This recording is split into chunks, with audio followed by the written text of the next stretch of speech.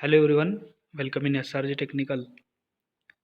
In previous videos, we have studied unit number 1 AC fundamentals and single phase AC series circuit.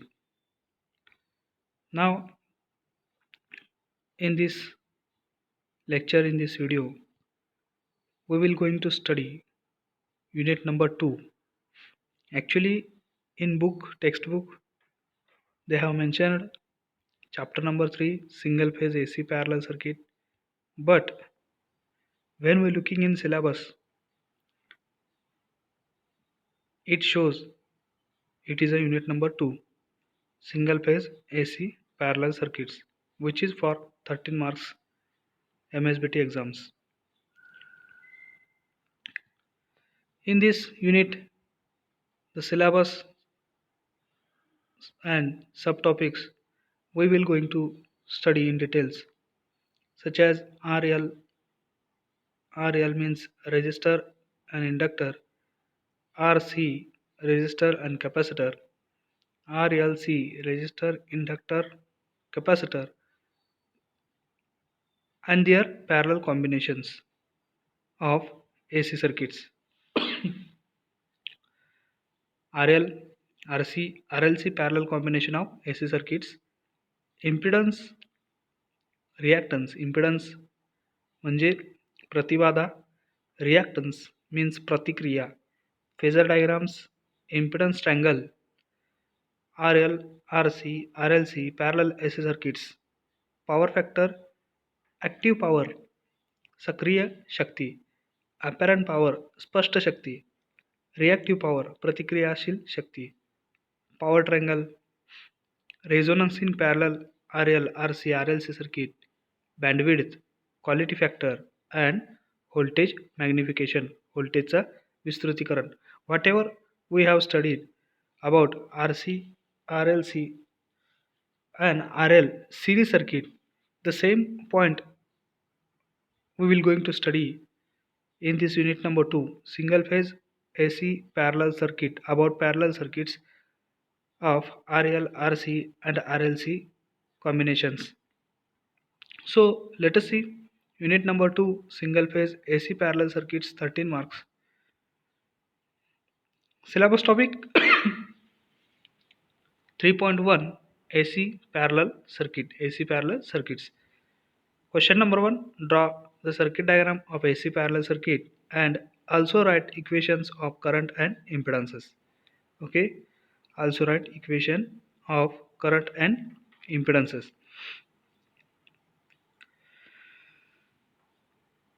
A parallel AC circuit has two or more series circuits connected in parallel with each other across a common alternating voltage source as shown in figure 3.1.1.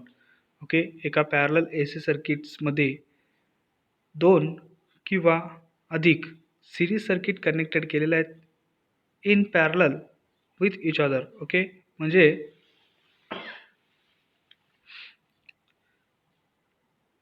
each other across a common alternating voltage source as shown in figure 3.1.1. Figure 3.1.1 मध्ये दाखवल्याप्रमाणे series circuit तर आहेच, परंतु एका series सर्किटच्या कॉम्बिनेशनमध्ये दुसरा एक series circuit आहे तो पॅरलल आहे. ओके, म्हणजे R1 C1 हे कॉम्पोनंट हे घटक सिरीजमध्ये जरी असले R2 L2 हे सिरीजमध्ये आहेत, परंतु ब्रांच 1 आणि ब्रांच 2, ब्रांच म्हणजेच काय, शाखा, जसं की एका झाडाच्या फांद्या असतात त्या एका पॉईंटमधून निघतात. फांदी क्रमांक 1, फांदी क्रमांक 2, फांदी क्रमांक 3, ब्रांच 1, ब्रांच 2, ब्रांच 3. ठीक आहे, त्या ब्रांचमध्ये जे कॉम्पोनंट कनेक्टेड आहेत ते मात्र सिरीजमध्ये आहेत.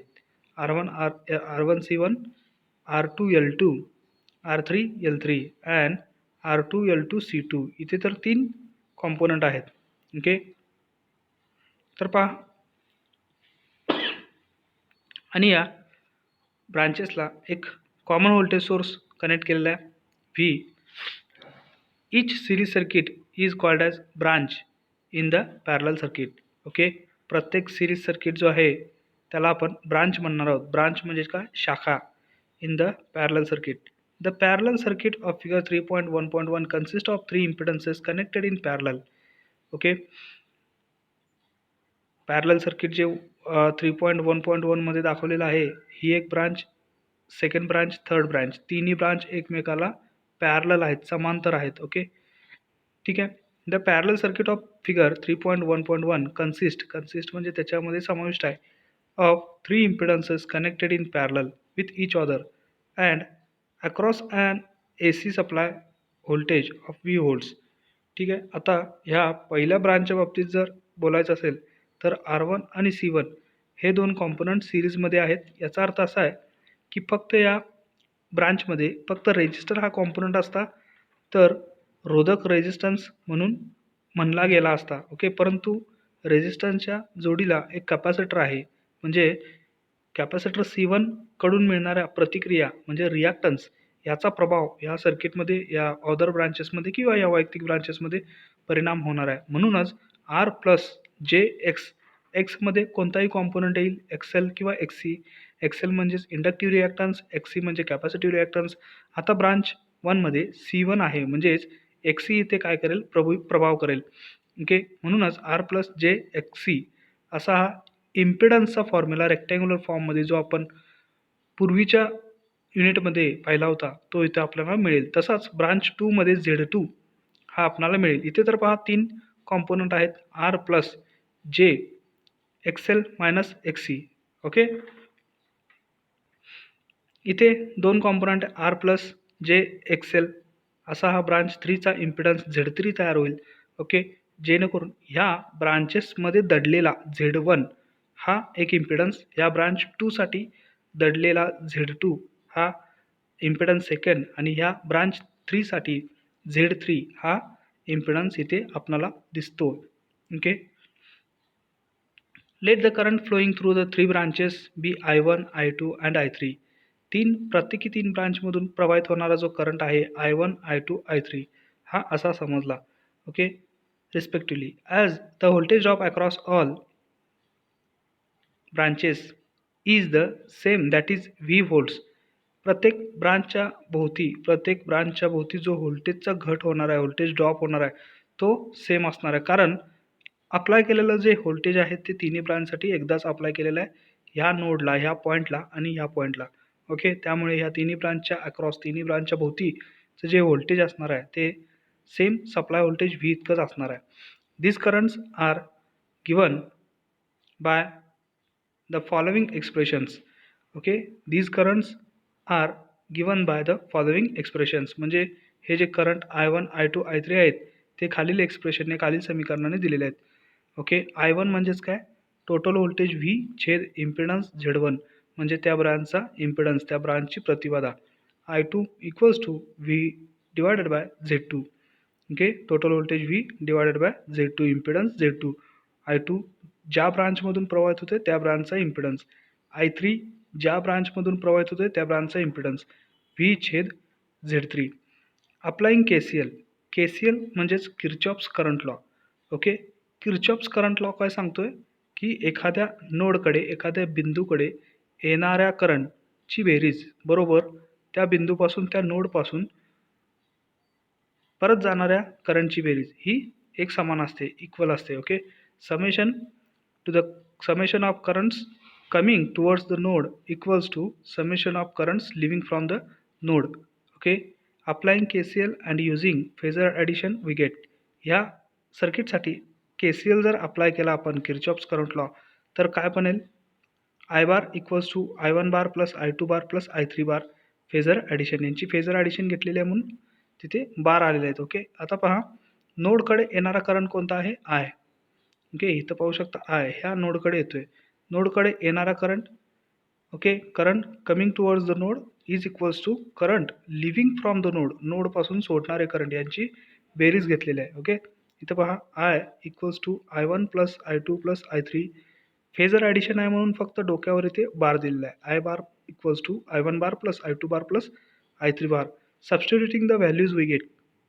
आता ह्या एक्सप्रेशनमध्ये I1, I2, I3 आणि I ची व्हॅल्यू जर पुट केली तर आपल्याला काय मिळेल पहा, V bar upon Z equals to V bar upon Z1 bar plus V bar upon Z2 bar plus V bar upon Z3 bar. Expression number 3.1.1 फेजरचे फॉर्म्युला फेजर ॲडिशननुसार जे फेजर बनलेले आहेत, इम्पिडन्स असो किंवा व्होल्टेज असो, करंटसाठी त्या व्हॅल्यूज इथे आपण ठेवलेल्या आहेत. Expression number 3.1.1.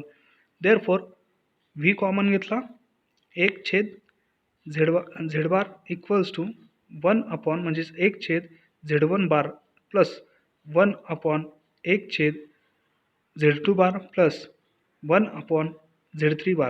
Equation 3.1.2 is the expression for the equivalent impedance. हा एक्सप्रेशन जो आहे समीकरण क्रमांक 3.1.2 जो आहे तो इक्विव्हॅलंट इम्पिडन्स हे एक्सप्रेशन दाखवतो, हे समीकरण दाखवतो. इक्विव्हॅलंट इम्पिडन्स म्हणजेच काय, समतुल्य प्रतिबाधा ऑफ द पॅरलल सर्किटचा. ओके, ह्या तिन्ही ब्रांचचा जो इम्पिडन्स आहे तो आपल्याला आता मिळतोय Z1, Z2 आणि Z3. तो टोटल जो इम्पिडन्स असेल तो इक्विव्हॅलंट इम्पिडन्स. ओके, इफ जर n ब्रांचेस म्हणजेच n नंबर ऑफ संख्या असतील, ब्रांचेसच्या शाखा असतील, आर कनेक्टेड इन पॅरलल आणि त्यांना पॅरललमध्ये कनेक्ट केला असता, then the equivalent impedance is given by. मग इक्विव्हॅलंट इम्पिडन्स कसा लिहिणार, 1/Z bar equals to 1/Z1 bar plus 1/Z2 bar plus plus 1/Zn bar. असे नंबर ऑफ ब्रांचेस आपण कनेक्ट करू शकतो n इतक्या संख्येइतका. Okay, expression number 3.1.3. Syllabus topic 3.1.1 two impedances in parallel. दोन इम्पिडन्सेस, दोन प्रतिबाधा पॅरललमध्ये आहेत. Okay, figure 3.1.2 shows a parallel AC circuit with two impedances connected in parallel. Let the current Z1 and Z2 be denoted by I1 and I2 respectively. Okay, impedances तर दोन पॅरललमध्ये आहेतच, परंतु त्या इम्पिडन्समधून प्रवाहित होणारा, त्या शाखांमधून प्रवाहित होणारा जो करंट आहे I1 आणि I2 तो रिस्पेक्टिव्हली दिलेला आहे. आपण फिगर 3.1.2 मध्ये पाहूया. ओके, इथं पाहू शकतो आपण figure 3.1.2 two impedances in parallel. Z1 हा एक इम्पिडन्स आहे, Z2 हा एक इम्पिडन्स आहे.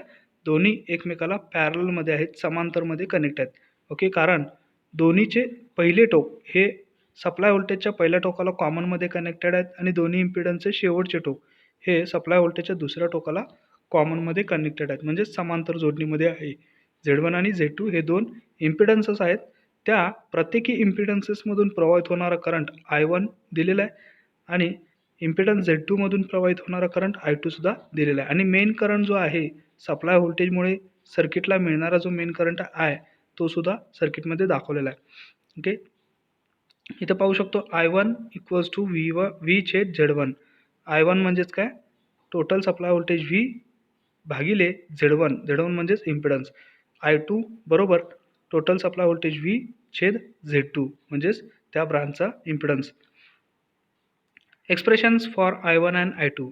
इथे क्वेश्चन नंबर 2 तयार होतो. Right expressions of current division rule. Right expressions of current division rule.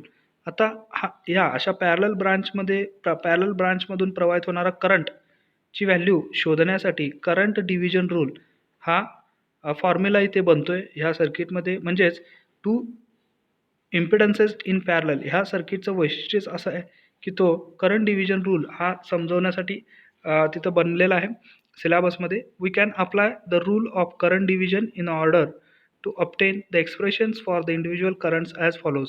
वैयक्तिक ब्रांचमधून प्रवाहित होणारा करंट जर आपल्याला मिळवायचा असेल तर आपण तिथे करंट डिव्हिजन रूल वापरला पाहिजे आणि तो असा बनतो. I1, आता समजा ह्या ब्रांचमधून प्रवाहित होणारा करंट माहीत नाही आहे I1 किती व्हॅल्यूचा, परंतु शोधायचा आहे. I1 कसा शोधणार, I1 करंट डिव्हिजन रूल वापरणार. मात्र टोटल करंट I माहीत आहे. ओके, टोटल करंट I माहीत आहे, व्होल्टेज माहीत आहे. I1 आणि I2 माहीत नाही आहेत. I1 आणि I2 माहीत नाही आहेत. They are unknown values. To find I1, okay, I1ची व्हॅल्यू मिळवण्यासाठी आपल्याला करंट डिव्हिजन रूल हा वापरावा लागेल. We can use current division formula. I1 equals to Z2 bar. Okay, आता पहा इथे लॉजिक कसं आहे. लॉजिक पहा, I1 शोधायचा आहे. I1 जो की ब्रांच 1 मधून प्रवाहित होतोय त्याचा इम्पिडन्स Z1 आहे. परंतु I1 शोधण्यासाठी म्हणजेच I1 ज्या ब्रांचमधून प्रवाहित होतोय त्या ब्रांचचा रेजिस्टर अंशात घ्यायचाच नाही, त्या ब्रांचचा इम्पिडन्स अंशात घ्यायचाच नाही. त्याच्या अपोजिटचा इम्पिडन्स आपण किंवा रेजिस्टन्स आपण अंशात घ्यायचा. दोन्ही इम्पिडन्सची बेरीज, छेदात दोन्ही इम्पिडन्सची टोटल बेरीज. ओके, म्हणजेच I1 जर फाइंड आउट करायचं असेल तर अपोजिट इम्पिडन्स कोण आहे, Z2, तो मी अंशात लिहिणार, छेद दोन्ही इम्पिडन्सची बेरीज म्हणजे टोटल इम्पिडन्स येईल. ठीक आहे, मग पहा, आणि गुणाकारात total current I, total current I इथे येईल, म्हणजेच करंट डिव्हिजन झाला, करंटचा भाग झाला. Expression number 3.1.4 I1 bar equals to Z2 bar divided by Z1 bar plus Z2 bar into I total current I bar. Expression number 3.1.4 and I2 bar. आता त्याच पद्धतीने दुसऱ्या ब्रांचमधून प्रवाहित होणारा करंट I2 बार जर फाइंड आउट करायचा असेल, I2 बार इक्वल्स टू, आता अंशात काय घेणार, अपोजिट इम्पिडन्स म्हणजेच कोण, Z1. I2च्या अपोजिट इम्पिडन्स कोण आहे, Z1 बार, छेद दोन्ही इम्पिडन्सचा इथे बेरीज, गुणाकारात total current I bar. Expression number 3.1.5 याला आपण म्हणतो करंट डिव्हिजन. हा जो मेन करंट आहे तो डिवाइड झाला, विभागला गेला, current division rule. When I is the total current supplied by the source, जेव्हा I हा टोटल करंट सप्लाय केला जातो सोर्सकडून, स्त्रोताकडून, note that all the quantities in the above expressions are phasors. हे लक्षात ठेवा की सर्व ज्या क्वांटिटीज आहेत, सर्व ज्या इथे परिमाणे आहेत ते कशा असणार आहेत, ते फेजर्समध्ये असणार आहेत. ओके, जेव्हा सोर्स करंट I हा सप्लाय केला जाईल त्यावेळी वरील सर्व क्वांटिटीज म्हणजेच इम्पिडन्सेस असतील त्या कशात असणार आहेत, फेजर्समध्ये असणार आहेत. Okay, syllabus topic 3.2 multiplication and divisions of impedances. अत्यंत महत्त्वाचं आहे. इलेक्ट्रिक सर्किट्स हा सब्जेक्ट शिकत असताना त्याच्यामध्ये प्रॉब्लेम जर सॉल्व करायचे असतील तर आपणाला करंट डिव्हिजन रूल, इम्पिडन्सेसचं मल्टिप्लिकेशन, डिव्हिजन हे करता आलं पाहिजे. इम्पिडन्सेसचा रेक्टँग्युलर फॉर्म केव्हा यूज करायचा, पोलार फॉर्म केव्हा यूज करायचा, हे माहीत असणं आवश्यक आहे. अत्यंत महत्त्वाचा टॉपिक आहे. Syllabus topic 3.2 multiplications and divisions of impedances.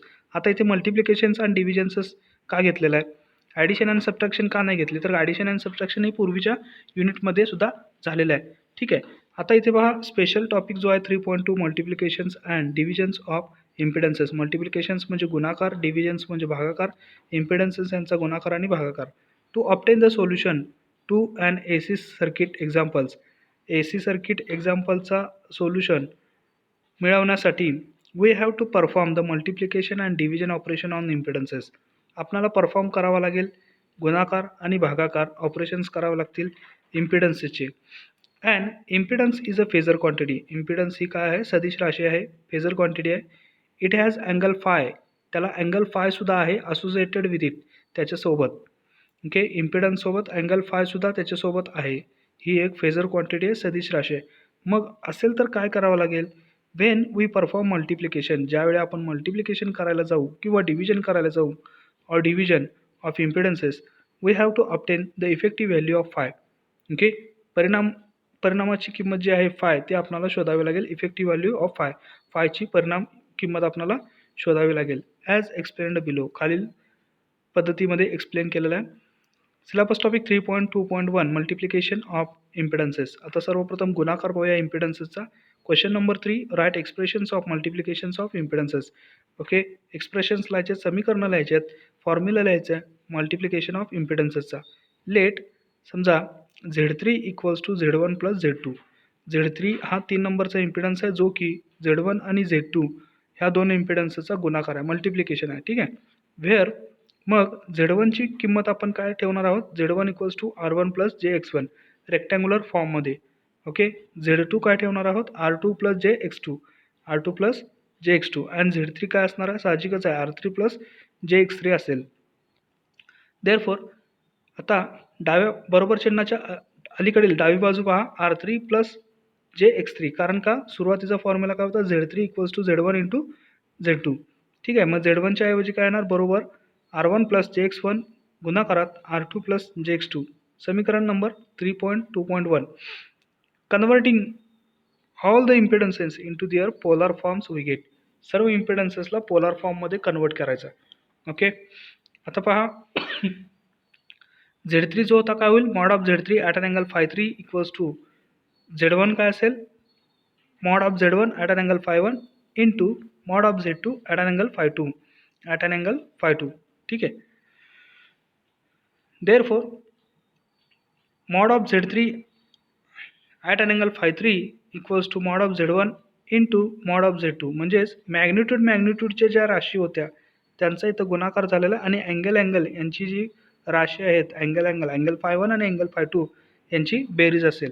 इम्पिडन्सचं ज्यावेळी मल्टिप्लिकेशन असेल, गुणाकार असेल, नेहमी लक्षात ठेवा इम्पिडन्सचं ज्यावेळी गुणाकार असेल, मल्टिप्लिकेशन असेल, त्यावेळी मॅग्निट्यूड राशींची गुणाकार होईल आणि अँगल राशींचा काय होईल, बेरीज होईल.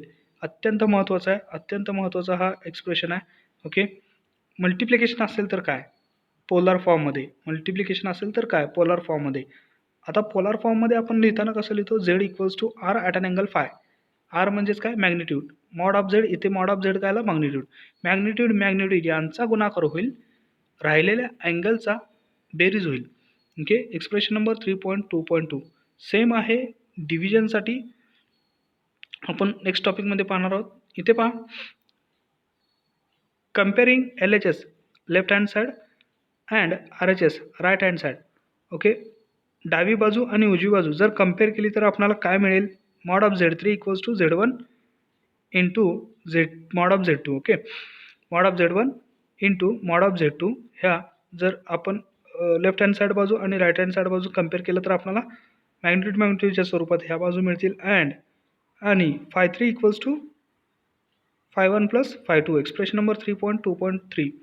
थस म्हणून जेव्हा टू इम्पिडन्सेस आर मल्टिप्लायड, जेव्हा दोन इम्पिडन्सेस यांचा गुणाकार होईल, द रिझल्टंट मॅग्निट्यूड, जो रिझल्टंट मॅग्निट्यूड असेल is the product. Okay. Product म्हणजे काय, गुणाकार असेल, is the product of their individual magnitudes, त्यांच्या वैयक्तिक मॅग्निट्यूडचा तो प्रॉडक्ट असेल, गुणाकार असेल.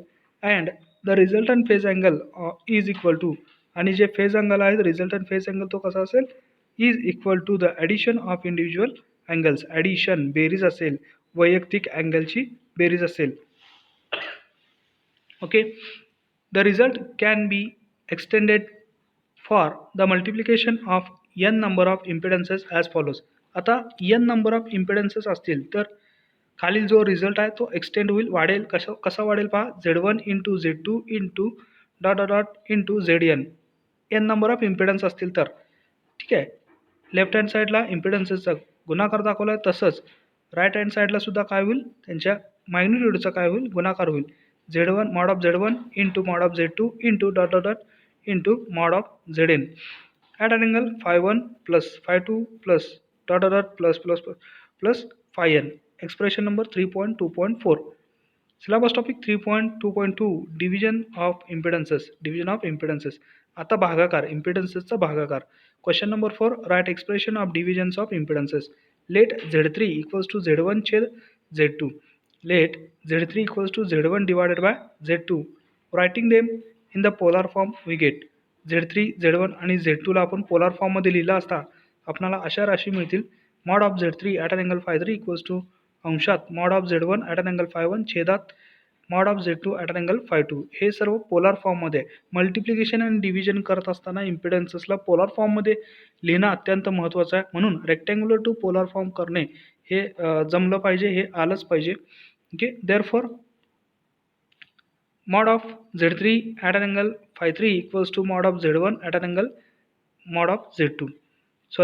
mod of Z1 छेद mod of Z2. Okay. Magnitude राशींचा काय होईल इथे, भागाकार, आणि अँगल यांची काय होईल, वजाबाकी. मांडणीमध्ये ते भागाकारात जरी असले तरी फक्त मॅग्निट्यूड यांचाच भागाकार होईल आणि अँगल यांची काय होईल, वजाबाकी होईल. At an angle phi one minus phi two. Expression number 3.2.5. Comparing LHS and RHS we get. Left hand side आणि राईट हँड साईड कंपेअर केल्यानंतर आपल्याला काय मिळेल, mod of Z3 equals to mod of Z1 divided by mod of Z2 and phi three equals to phi one minus phi two. Expression number 3.2.6. Thus म्हणून जेव्हा दोन impedances are involved in the division operation, दोन impedances ज्यावेळी समावेश असतील division ऑपरेशनमध्ये, भागाकाराच्या ऑपरेशनमध्ये, the resultant magnitude is obtained. जो काय रिझल्टंट मॅग्निट्यूड आहे तो मिळवण्यात येईल, obtained by taking the ratio of individual magnitudes. वैयक्तिक मॅग्निट्यूडचा भाग घेऊन आपण तो रिझल्टंट मॅग्निट्यूड मिळवतो. And the resultant phase angle, आणि जो रिझल्टंट फेज अँगल जो आहे is equal to the difference between individual phase angles. Okay, वैयक्तिक फेज अँगलचा तो काय असेल, डिफरन्स असेल म्हणजेच वजाबाकी असेल. For the addition or subtraction, पहा पुन्हा इथं पहा, for the addition or subtraction, बेरीज किंवा वजाबाकी ऑफ इम्पिडन्सेस, इम्पिडन्सेसची बेरीज किंवा वजाबाकी असेल, we have to use the rectangular form, आपण रेक्टँग्युलर फॉर्म वापरतो. व्हेअर ॲज जेव्हा for the multiplication or divisions, जेव्हा गुणाकार आणि भागाकार येईल of the impedances, we must use the polar form, आपण पोलार फॉर्मच वापरला पाहिजे. मस्ट आहे, okay, must use the polar form. The process of addition, subtraction, multiplication and division of impedances has been summarized in table 3.2.1. Okay, addition, subtraction, multiplication आणि डिव्हिजनच्या ज्या पद्धती आहेत, ज्या प्रोसेस आहेत, त्या आपल्याला टेबल 3.2.1 मध्ये समराईज केलेल्या आहेत. Table 3.2.1 summary of various operations on impedances. Serial number 1 operation काय आहे, ॲडिशन. दोन इथे इम्पिडन्स दिसतात Z1 प्लस Z2 यांची सिम्पल ॲडिशन घेतलेली आहे. फॉर्म पहा, रेक्टँग्युलर फॉर्म. ॲडिशन आणि सबट्रॅक्शनसाठी म्हणजेच बेरीज आणि वजाबाकीसाठी आपल्याला रेक्टँग्युलर फॉर्मच लागेल. Rectangular R1 plus JX1 plus R2 plus JX2, हा R1 प्लस JX1 हा Z1चा इम्पिडन्स झाला, प्लस R2 प्लस JX2 हा Z2चा इम्पिडन्स झाला. या दोघांची बेरीज घेतली. इक्विव्हॅलंट मॅग्निट्यूड, जो इक्विव्हॅलंट मॅग्निट्यूड कसा मिळेल, समतुल्य magnitude, total magnitude, mod of Z1 plus mod of Z2. Equivalent phase angle, phase angle कसा मिळेल, टॅन इनव्हर्स x/r. हे थोडक्यात फॉर्म्युलेच आहेत, त्याचा स्क्रीनशॉट घेऊन विद्यार्थ्यांनी वहीमध्ये टॉपच्या बाजूला लिहायचं आहे, जेणेकरून प्रॉब्लेम सॉल्व्ह करण्यासाठी हे नेहमी लागणार आहे. Okay, operation number 2 subtraction, Z1 minus Z2 वजाबाकी, Z1 मायनस Z2, Z1 वजा Z2. रेक्टँग्युलर फॉर्ममध्ये पहा कसं येईल, R1 प्लस JX1 हे ब्रॅकेटमध्ये प्लसच राहील, परंतु जे वजाबाकीचं चिन्ह आहे ते इथेच राहील, minus into bracket R2 plus JX2. Okay, आता पहा equivalent magnitude, mod of Z1 plus mod of Z2 tan inverse x/r. Multiplication, गुणाकार कसा होईल, ऑपरेशन क्रमांक 3 multiplication, Z1 into Z2. Polar फॉर्ममध्ये पहा, पोलर फॉर्ममध्ये कन्व्हर्जन करणे अत्यंत महत्त्वाचं आहे. Polar, mod of Z1 at an angle φ1 into mod of Z2 at an angle φ2. आता मॅग्निट्यूड बाजूंचा काय होईल, गुणाकार, आणि अँगल यांची बेरीज होईल. Okay, Z1 mod of Z1 into mod of Z2 आणि अँगल यांची बेरीज φ1 plus φ2. Operation number 4 division, Z1 divided by Z2.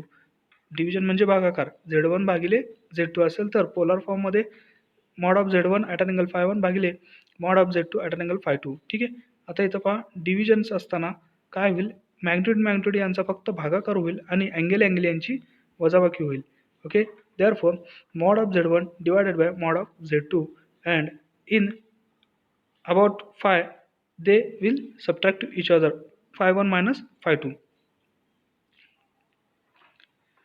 Syllabus topic 3.3 parallel AC circuit. Depending on the way, okay, depending on the way in which R, L and C are connected, we can get a variety of AC parallel circuit. okay, कोणत्या पद्धतीने resistor, capacitor आणि inductor हे connect केलेले आहेत त्या मार्गाने circuit अवलंबून आहेत, डिपेंडिंग आहेत आणि आपल्याला नाविन्य मिळेल AC पॅरलल सर्किटमध्ये. हवेवर तथापि in the subsequent sections, okay, मागील काही विभागामध्ये we are going to discuss the following parallel AC circuits.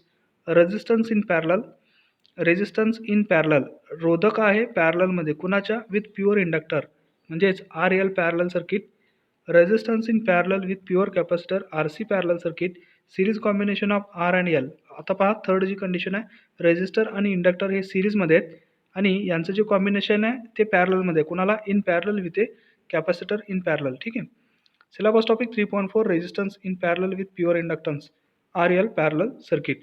RL parallel सर्किटमध्ये काय सांगितले पहा, सिलेबस टॉपिक 3.4 RL, जसं की RL सिरीज सर्किट होता, आता इथे RL पॅरलल सर्किट आहे. ओके, म्हणजेच रेजिस्टर आणि इंडक्टर एकमेकाला पॅरललमध्ये असणार आहेत. The parallel RL circuit is as shown in figure 3.4.1.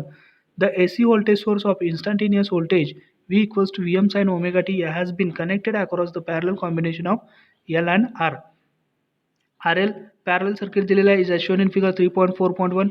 The AC voltage source, एक व्होल्टेजचा स्रोत सुद्धा कनेक्ट केलेला आहे, जो की तो इन्स्टंटेनियस व्होल्टेज सोर्स आहे, केवढा, V equals to Vm sin omega t has been connected, जो की कनेक्ट केलेला आहे across the parallel combination of L and R. Let R ohm be the value of resistance, R इतक्या ओहमचा म्हणजेच रेझिस्टन्सची जी value आहे ती ओहम आहे.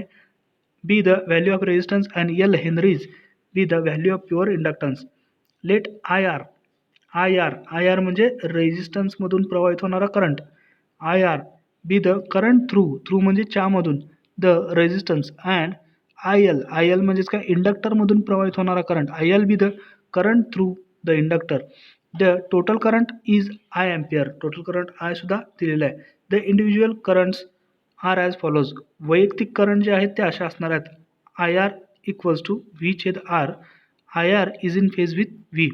ओके, आपण सेम आर एल सिरीज सर्किटमध्ये जे पाहिलं होतं तेच आपल्याला इथे आता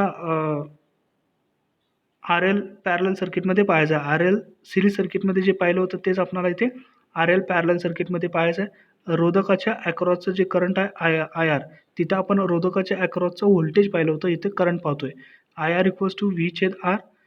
I R is in phase with V. I L equals to V छेद X L. Okay, V divided by X L. I L lags behind V by 90 degree where V is the R M S value of supply voltage. इथे पाहू शकता figure 3.4.1 R L parallel circuit. हा रोधक आहे, हा inductor आहे, दोन्ही एकमेकाला पॅरललमध्ये आहेत आणि त्याच्याच पॅरललमध्ये voltage source V equals to V M sine omega T connect केलेला आहे. सर्किटमधून जो मेन करंट प्रवाहित होतो तो करंट आय दाखवलेला आहे.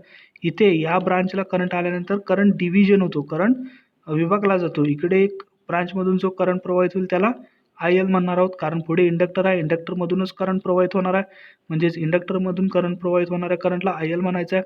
आणि पुढे जाऊन आय आर एक करंट रोधकामधून प्रवाहित होईल, त्याच्यामधून जाईल, रेझिस्टन्समधून प्रवाहित होणाऱ्या करंटला आय आर असे म्हणणार आहोत. ठीक आहे, I R equals to V divided by R. I L equals to V divided by X L. ही फेजर डायग्राम आहे वैयक्तिक कॉम्पोनंटची. इथे पाहू शकता I R and V R in phase. Okay, I L lags V by 90 degree. 3.4.1 phasor diagram. The supply current I is equal to the phasor addition of IR and IL. Supply current जो total current I जो होतोय ती phasor addition आहे कोणाची, I R आणि I L ची. Therefore I bar equals to I R plus I R bar. Phasor addition 3.4.1. आता I R बारचा आपल्याला फॉर्म्युला माहिती आहे किंवा व्हॅल्यू माहिती आहे, आपण काय मगाशीच फाइंड आउट केली होती. आय आर बार व्ही छेद R plus I L bar V छेद एक्सेल. एक्सेल म्हणजेच काय inductive reactance. Expression number 3.4.2. This addition is shown in phasor diagram in figure 3.4.2. Note that हे लक्षात ठेवा की the supply voltage phasor V is treated as the reference phasor. Supply voltage जी V आहे ती reference phasor म्हणून इथे treat होणार आहे. इथे पहा रेफरन्स व्होल्टेज V किंवा रेफरन्स फेजर V.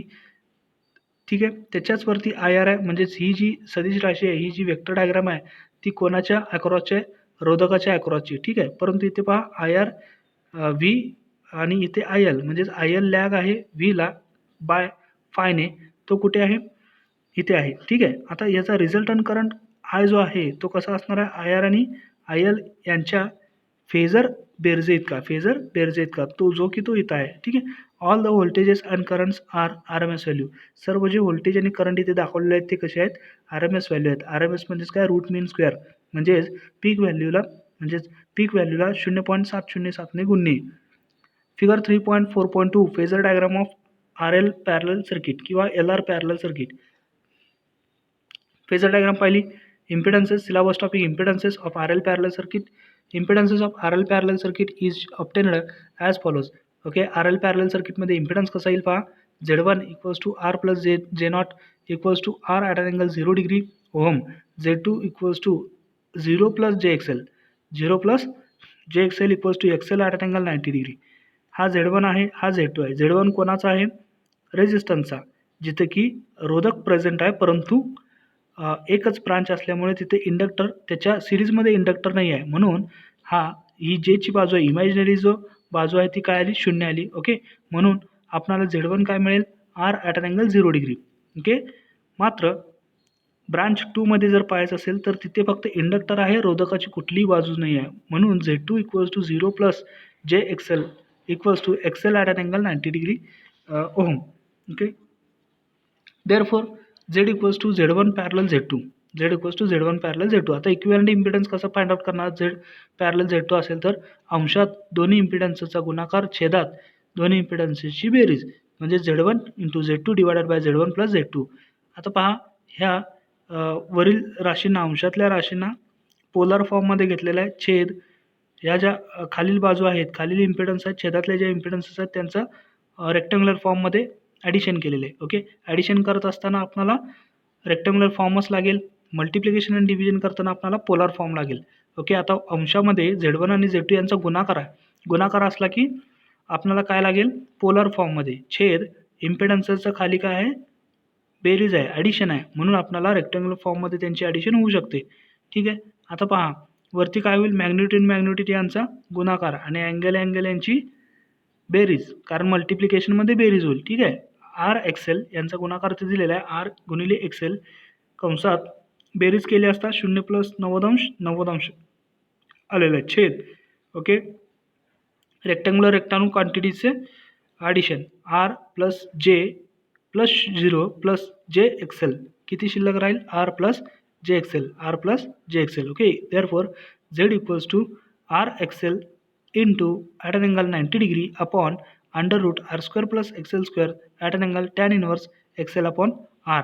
हा सुद्धा नंतर पोलर फॉर्ममध्ये कन्वर्ट केला. Okay, let √r2 plus XL2 r² plus XL² equals to mod of Z1 and at an angle tan inverse XL upon R equals to 5s. Therefore, Z equals to R XL divided by ZS at an angle 90° minus ZS. Okay, expression number 3.4.3. Syllabus topic 3.4.3. Voltage and current waveform. Voltage आणि current waveform कशा असणार आहेत, RL parallel सर्किटमध्ये. From the phasor diagram it is evident that, phasor डायग्रामहून हा पुरावा आहे की the supply current I lags behind, जो सप्लाय केलेला करंट आय आहे तो मागे पडतोय कुणाच्या, सप्लाय व्होल्टेजच्या, कितीने, by phase angle phi. Therefore I equals to I M sine omega T minus phi. Minus का आलं तर लॅग पडतोय, आता करंट लॅग पडतोय. ओके, कारण का, इंडक्टर आहे, इंडक्टर असल्यामुळे सर्किटचं नेचर कसं होणार, लॅगिंग, म्हणून करंट लॅग पडतोय. And V equals to V M sine omega T. The voltage and current waveform are as shown in figure 3.4.3b. Voltage आणि करंटचे जे वेव्हफॉर्म आहेत त्या फिगर 3.4.3b मध्ये दाखवलेले आहेत. फिगर 3.4.3a मध्ये पहा फेजर डायग्राम दाखवलेले आहे, व्ही आणि करंट लॅग दाखवलेला आहे. ओके, कितीने, फाय अँगलने. आता पहा करंट लॅग आहे म्हणजे उशिराने निर्माण होतोय, म्हणजे तिथं पहा उशिराने, सुरुवातीला 0 क्रॉसिंगला, इनिशियलला 0 पॉईंटला व्होल्टेजची वेव्हफॉर्म उत्पन्न झालेले, निर्माण झालेले आहे, V equals to V M sine omega T. आणि काही फायच्या फरकाने, काही अँगल फायच्या फरकाने करंटची जी वेव्हफॉर्म आहे ती निर्माण झालेली आहे फायच्या फरकाने. Okay, current lags behind voltage by phi, म्हणून करंट हा मागे आहे व्होल्टेजच्या बाय फाय इतक्या अँगलने. Okay, I equals to I M sine omega T minus phi, V equals to V M sine omega T. आता पहा figure 3.4.3b voltage and current waveform of figure 3.4.3 RL parallel circuit. Syllabus topic 3.4.4 power factor. Power factor पहा, power factor of RL parallel circuit is given bye. Power factor कसा find out करणार, power factor equals to cos phi, where phi phase angle between supply voltage V and supply current I. PF of RL parallel circuit. Power factor of RL parallel circuit is lagging power factor because current I lags. Okay, current I RL series असेल, RL parallel असेल, यांचा power factor कसा असणार आहे, lagging. कारण का, current हा lag होतोय सप्लाय व्होल्टेजला, कितीने, अँगल फायने. सिलेबस टॉपिक 3.4.5 ॲक्टिव्ह पॉवर, सक्रिय शक्ती P. Active power P equals to VI cos 5 watts, where V equals to RMS supply voltage, I equals to RMS supply current, phi equals to phase angle between voltage and current. Active power, सक्रिय शक्ती. Okay, reactive power, प्रतिक्रियाशील शक्ती. Syllabus topic 3.4.6 reactive power Q. Reactive power Q equals to VI sine phi kVAR और VAR, kilo volt ampere reactive or volt ampere reactive, हे त्याचं एकक आहे. Where V and I equals to RMS value of supply voltage and current, phi equals to phase angle between voltage and current. Syllabus topic 3.4.7 apparent power S. Apparent power म्हणजे स्पष्ट शक्ती. Okay, apparent power S equals to V into I volt ampere or I. ठीक आहे, इथं आयच्या ऐवजी ए दिलेलं आहे, एम्पियर दिलेलं आहे, इथं आपल्याला आय घ्यावं लागेल. V into I, volt ampere हे त्याचं एकक आहे, किंवा किलो व्होल्ट एम्पियर हे सुद्धा त्याचं एकक आहे.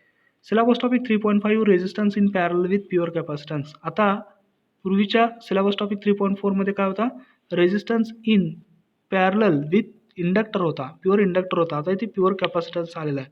The parallel RC circuit with an AC excitation is shown in figure 3.5.1. A pure capacitor of value C is connected in parallel with pure resistance R, and a voltage source of instantaneous voltage V equals to Vm sin omega t is connected across the parallel combination of R and C. Okay, आरच्या पॅरललमध्ये एक capacitor connect केलेला आहे. Okay, ह्या दोन्हीच्या कॉम्बिनेशनच्या पॅरललमध्ये एक supply voltage V equals to Vm sin omega T हा सुद्धा कनेक्ट केलेला आहे. ओके, इथं पाहू शकता टोटल करंट I प्रवाहित होतो नोडपर्यंत. नोडपासून करंट IR आणि IC हे विभागले जाणार. आता याला IR का नाव दिलं, कारण तो रोधकामधून प्रवाहित होते म्हणून IR, करंट थ्रू रेजिस्टर आणि करंट थ्रू कॅपॅसिटर आहे म्हणून IC. ओके, इथं पहा वैयक्तिक कॉम्पोनंटच्या बाजूचा जो फेजर डायग्राम जर पाहायला गेला तर असा होईल, IR equals to V/R, IR equals to V/R. मग पहा IR हा Vला काय आहे, R इन फेज आहे वैयक्तिक कॉम्पोनंटच्या बाबतीत. ओके, परंतु पॅरलल सर्किट आता इथं कॅपॅसिटर असल्याने IC equals to V/XC, IC equals to V/XC.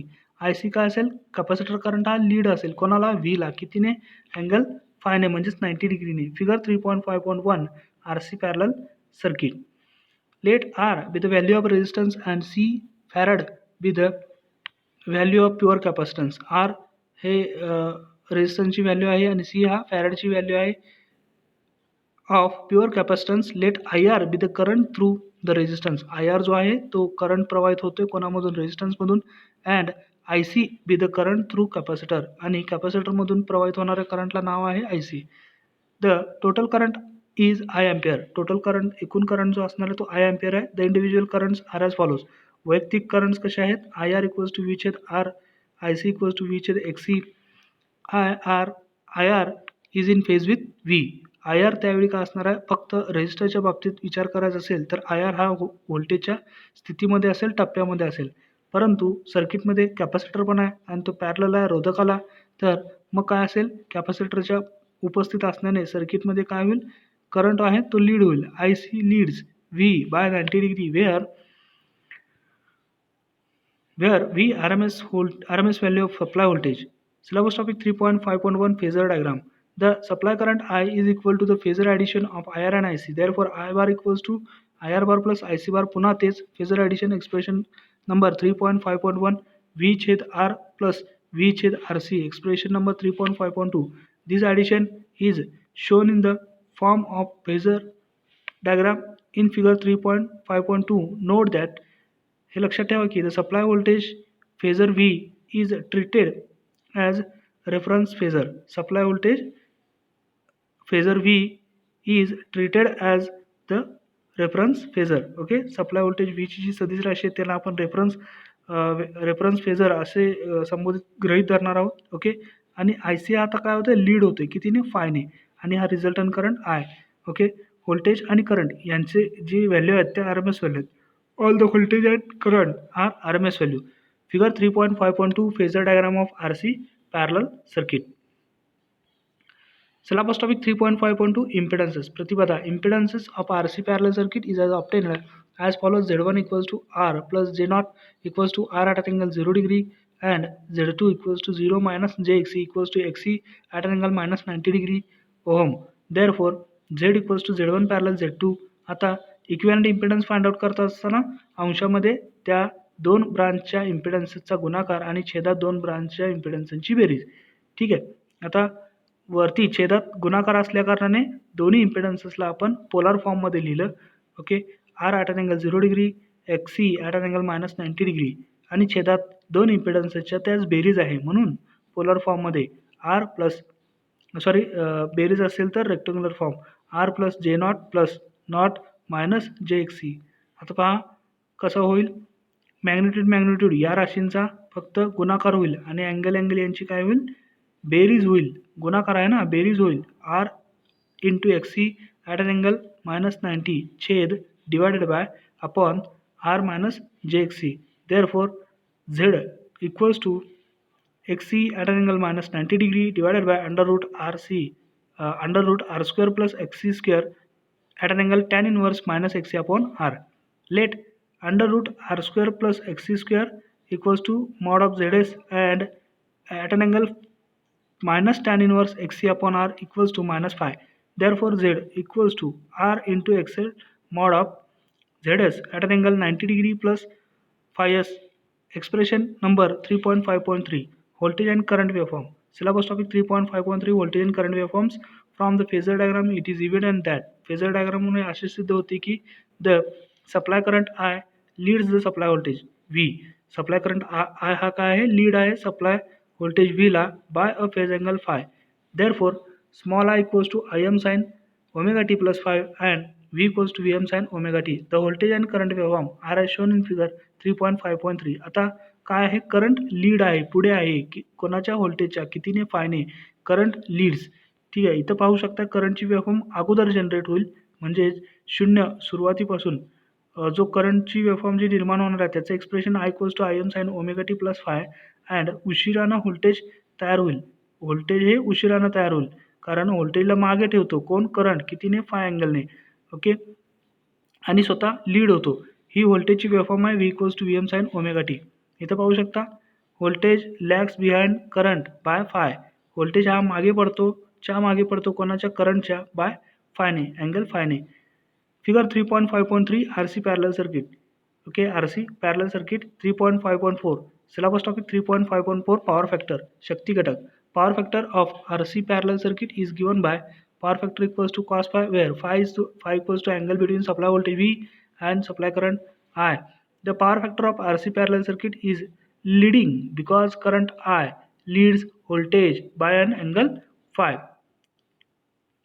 इथं पाहू शकतो सिलेबस टॉपिक 3.5.5 ॲक्टिव्ह पॉवर म्हणजेच सक्रिय शक्ती. Active power P equals to VI cos phi, एकक असेल watt, where V equals to RMS supply voltage, I equals to RMS supply current, phi equals to phase angle between voltage and current.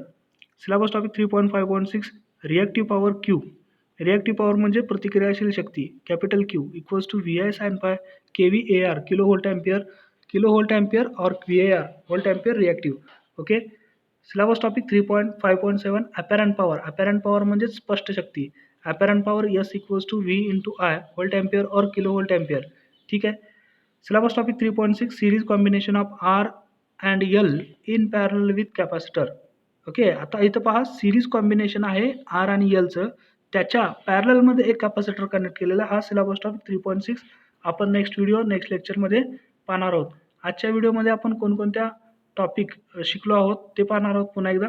Okay, unit number 2 जो की टेक्स्टबुकमध्ये unit number 3 म्हणून दिलेला आहे, पुस्तकात unit number 3 म्हणून दिलेलं आहे, परंतु सिलेबसमध्ये पाहिलं असता युनिट नंबर 2च आहे. त्याचं नाव आहे single phase AC parallel circuit, जो की 13 मार्क्ससाठी आहे. ओके, सिलेबस आणि सब टॉपिक्स आपण इथे चर्चा केली. आपल्याला या सर्व गोष्टी शिकायच्या आहेत पॅरलल सर्किटच्या बाबतीत. त्याच्यामध्ये syllabus topic 3.1 AC parallel circuit आपण पाहिला. पॅरलल सर्किट काय असतो, त्याच्यामध्ये येणारे करंट्स, त्याच्यामध्ये येणारा इम्पिडन्स, इक्विव्हॅलेंट इम्पिडन्स कसा फाइंड आउट करायचा, टू इम्पिडन्सेस इन पॅरलल, दोन इम्पिडन्सेस पॅरललमध्ये कसे लिहायचे, कसे येतात. ओके, एक्सप्रेशन फॉर I1 आणि I2. I1 आणि I2चं एक एक्सप्रेशन मिळवण्यासाठी आपल्याला करंट डिव्हिजन फॉर्म्युला वापरावा लागतो. तो कसा यूज करायचा, करंट डिव्हिजन फॉर्म्युला म्हणजे काय, तो आपण शिकला. Syllabus topic 3.2 multiplication and division of impedances. Okay, इम्पिडन्सेसची मल्टिप्लिकेशन अँड डिव्हिजन महत्त्वाचे आहे. AC सर्किट एक्झाम्पल सोडवण्यासाठी, सोल्युशन त्यांचं मिळवण्यासाठी आपल्याला मल्टिप्लिकेशन अँड डिव्हिजन आलंच पाहिजे. Okay, multiplication and division of impedances पाहिलं. त्याचबरोबर जो टेबल आहे, table number 3.2.1 summary of various operations on impedances. सर्किटचं ऑपरेशन कसं आहे, त्यानुसार रेक्टँग्युलर फॉर्म का पोलर फॉर्म, हे म्हणजेच ॲडिशन आणि सबट्रॅक्शन असेल तर रेक्टँग्युलर फॉर्ममध्ये होईल, मात्र मल्टिप्लिकेशन अँड डिव्हिजन असेल तर पोलर फॉर्म हे मस्ट आहे, पोलर फॉर्म हे असलंच पाहिजे. Okay, syllabus topic 3.3 parallel AC circuits. त्याच्यामध्ये 3.4 RL पॅरलल सर्किट आपण पहिला. RL पॅरलल सर्किटचा phasor diagram, impedance, voltage and current waveform, पॉवरमध्ये 3 पॉवर पुन्हा होत्या, active power, reactive power, apparent power. Syllabus topic 3.5 resistance in parallel with pure capacitor म्हणजेच RC parallel circuit आपण पाहिले. RC पॅरलल सर्किटचं सुद्धा phasor diagram, impedance, voltage and current waveform, power factor आणि वेगवेगळ्या पॉवर आपण पाहिल्या. नेक्स्ट लेक्चरमध्ये नेक्स्ट व्हिडिओमध्ये आपण सिलेबस टॉपिक 3.6 पाहणार आहोत. Series combination of R and L हा स्पेशल कॉम्बिनेशन आहे. ओके, म्हणजेच वरच्या ब्रांचमध्ये आर आणि एल हे सिरीजमध्ये आहेत, परंतु ते सिरीजमध्ये असणारे दोन घटक एका पॅरलल कॅपॅसिटरला कनेक्टेड आहेत. ओके, त्या आपण नेक्स्ट टॉपिक नेक्स्ट लेक्चरमध्ये पाहणार आहोत. So next lecture next video पाहत राहा SRG technical, and thanks for watching this video.